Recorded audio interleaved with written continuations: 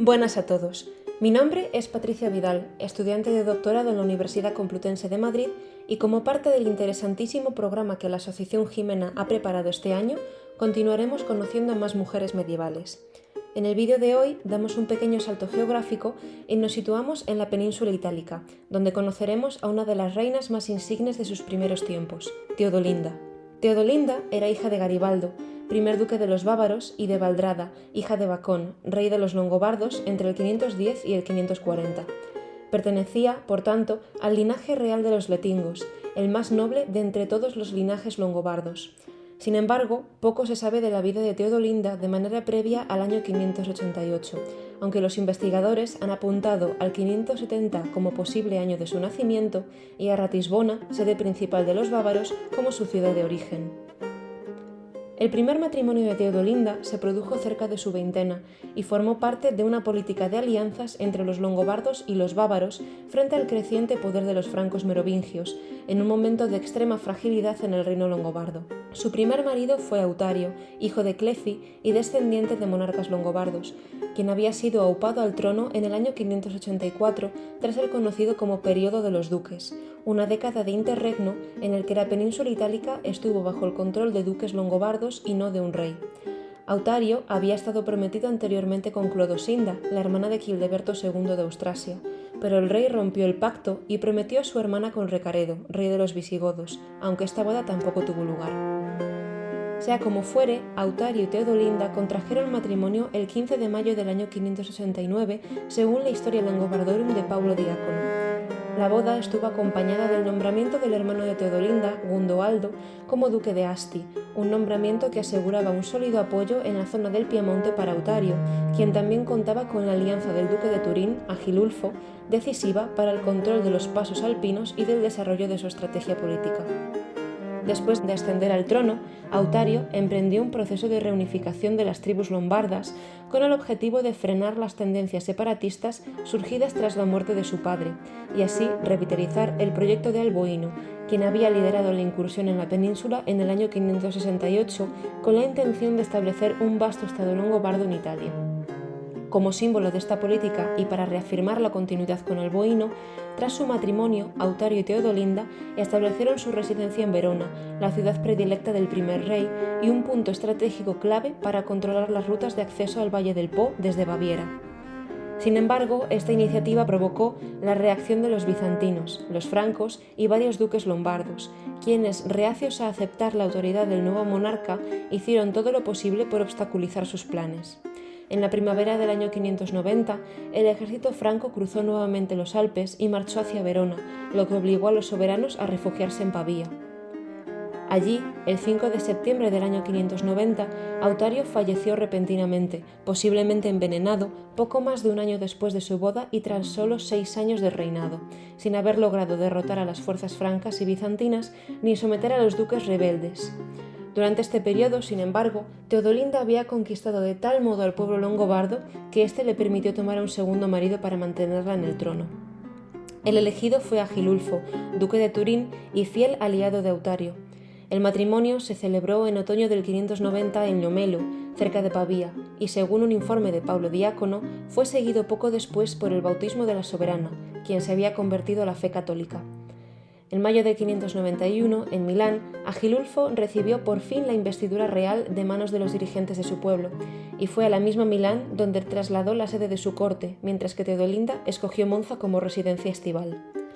A partir del año 590 y durante los 25 años siguientes, la historia de los lombardos estuvo condicionada y dominada por la actuación y personalidad de Agilulfo y Teodolinda, cuya unión vio el nacimiento de 2 hijos, Gunteperga y Adaloaldo, este último bautizado bajo el rito católico en la iglesia de Monza que su madre mandó construir y posteriormente asociado al trono en el año 604. Durante su reinado, Teodolinda y Agilulfo procedieron en perfecta sintonía en su intento de dar contenido a la visión de Autario de transformar un revoltijo desordenado de guerreros longobardos e itálicos subyugados en un pueblo pacificado, organizado en un estado sólido con una perspectiva nacional y dotado de una dinastía real y hereditaria. Una de las facetas más interesantes de Teodolinda fue la de mediadora entre las diversas conversiones de fe que coexistían en la península itálica durante su reinado. Personalmente, Teodolinda se adhirió a la herejía tricapitolina al permanecer en comunión con la diócesis de Milán, la cual se negó junto con Aquilea e Istria a sancionar las obras condenadas en el Segundo Concilio de Constantinopla del año 553. Sin embargo, la política eclesiástica de Teodolinda no pretendía establecer una iglesia longobarda y cismática, sino que, por el contrario, aspiraba a la unidad conseguida a través del debate teológico, como asegura la correspondencia que mantuvo de manera asidua con Gregorio Magno. La decisión de bautizar al heredero del reino, su hijo Adaloaldo, en el rito católico responde precisamente a la voluntad de acercamiento con la sede pontificia. Del mismo modo, la pareja real restituyó numerosos obispos a sus sedes después de que se hubieran visto obligados a abandonarlas a causa de la problemática de los 3 capítulos. De manera paralela, restauraron iglesias y conventos, de entre los cuales destaca la ayuda que prestaron para la reforma monástica de San Columbano, a quien le fueron cedidas tierras para el establecimiento del monasterio de Bobbio en el 612, uno de los cenobios más importantes de la Europa medieval. Sin duda, otra de las facetas más reconocidas de Teodolinda fue la de mecenas de las artes, concretamente de la capital estival que asentó en Monza, a la cual dotó de un palacio y, por intervención del Espíritu Santo, de una importante basílica, donde hoy en día se encuentra la actual catedral, a la cual la pareja real dotó de un conjunto precioso de reliquias y ajuares. Estas piezas constituyen uno de los testimonios más importantes en el mundo de la orfebrería de una corte bárbara de finales del siglo VI y principios del VII. La colección incluye relicarios como diversas ampollas de aleación de plomo y estaño forjadas en Palestina entre los siglos VI y VII y que contienen muestras de los aceites de las lámparas encendidas en diversos santuarios de Tierra Santa, así como una stauroteca en forma de crucifijo que contiene fragmentos de la Vera Cruz, la cual fue un regalo de San Gregorio Magno a la reina con motivo del bautismo de Adaloaldo. El tesoro también incluye piezas de gran curiosidad, como esta gallina con polluelos encontrada dentro de la tumba de la propia Teodolinda, realizada en oro y piedras preciosas. Por otro lado, algunas de las piezas más insignes son las tapas del Evangeliario de la Reina, realizadas con 2 láminas de oro con detalles en esmaltado cloisonné e incrustaciones de piedras preciosas y cabujonas de época romana. La cruz de Agilulfo, recubierta en ambas caras por gemas y perlas engastadas con perfecta simetría, o la corona de la misma Teodolinda, también realizada en oro con incrustaciones de piedras y perlas.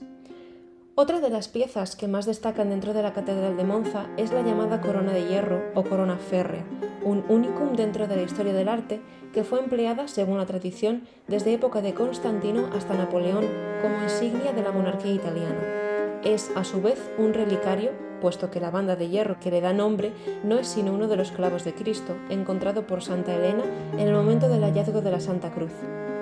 Artísticamente, se puede describir como una diadema de oro compuesta por 6 placas rectangulares adornadas con cabujones de granates, colindones azules y amatistas. Cada placa, a su vez, está dividida en 2 partes, una fila vertical de 3 gemas y un sector rectangular con 4 rosetas de oro, un cabujón central y 4 placas esmaltadas. En resumen, la corona de hierro puede ser descrita como el resultado de un perfecto diálogo entre el arte y la fe. En el 616, 4 años después de la fundación de Bobbio, el rey Agilulfo falleció y dejó en el trono a su hijo Adaloaldo, menor de edad, quien gobernó en un comienzo con Teodolinda como regente. El apoyo que Teodolinda representaba para la Iglesia de Roma se intensificó durante su regencia, lo cual fue visto como una traición por parte de los duques longobardos, quienes veían en este apoyo un favorecimiento no solo al pontífice, sino también al emperador de Constantinopla. Así, una década después de su subida al trono, Adaloaldo fue derrocado por el marido de su hermana Gundeperga, Arioaldo, y murió poco después, en el año 626. Por su parte, Teodolinda falleció el 22 de enero del año siguiente. Sus restos se depositaron junto a los de su marido Agilulfo y a los de su hijo Adaloaldo en la Basílica de Monza, aquella que mandó edificar la reina años atrás y que tanta atención había recibido por su parte. Identificada por una tradición historiográfica ininterrumpida como la más fascinante y eminente de las reinas longobardas, Teodolinda se nos presenta como un ejemplo insuperable de soberana sabia y piadosa, capaz, a pesar de la compleja situación en la que se encontraba, de desempeñar un papel de primer orden en los acontecimientos políticos y religiosos de su tiempo, flanqueando a sus 2 maridos en el difícil intento, que fructificaría solo un siglo más tarde con Liutprando, de dar vida a un reino de alcance nacional, fruto de la superación de las divisiones religiosas y de la unión pacífica de las etnias longobarda y romana, así como de la fundación de ese Regnum Italiae que tanto protagonismo tendría en la historia de la Europa medieval.